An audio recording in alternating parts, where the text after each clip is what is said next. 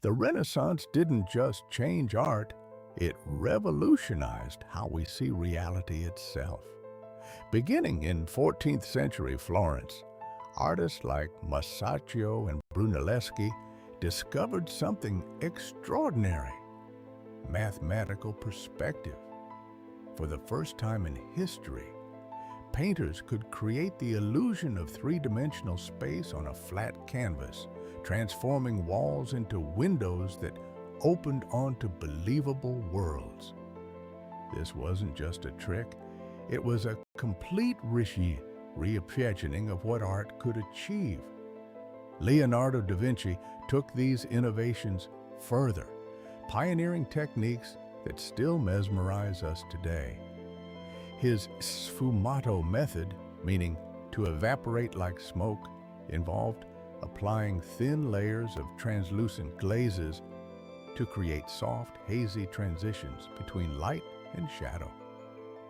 The Mona Lisa's enigmatic smile exists because of sfumato. Her features blurred just enough to remain forever mysterious. Da Vinci also mastered chiaroscuro, the dramatic interplay of light and dark that gives figures volume and presence. These weren't merely technical achievements, they were tools for capturing the soul.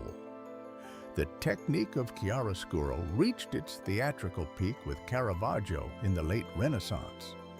He employed tenebrism, an extreme form of chiaroscuro where figures emerge from near total darkness into sharp, spotlight-like illumination. His paintings feel like frozen moments of divine intervention, where light itself becomes a character in the drama. Meanwhile, Raphael developed unione, a technique ensuring color consistency and harmony across entire compositions, making his depictions of saints and gods glow with sacred radiance. These Renaissance masters shared a common goal: to represent reality with unprecedented accuracy and beauty. They studied anatomy, dissected corpses, and applied geometry to their canvases. Every brushstroke served naturalism, the faithful reproduction of the visible world. For centuries, this remained art's highest calling. Then came the 20th century, and everything shattered. Surrealism, born from the trauma of World War I, rejected Renaissance ideals entirely. Artists like Salvador Dalí and René Magritte weren't interested in depicting reality. They wanted to subvert it, to reveal the irrational forces lurking beneath consciousness. Dalí developed his paranoiac critical method, deliberately inducing hallucinatory states to access unconscious imagery. He stared fixedly at objects until they transformed into something else entirely, then painted these visions with Renaissance-level precision. The result? Melting clocks in barren landscapes, elephants on spider legs, invisible busts hidden in slave markets. Magritte took a different approach. He painted ordinary objects with photographic realism, then placed them in impossible contexts. A locomotive emerging from a fireplace, a man with an apple obscuring his face, bowler-hatted figures raining from the sky.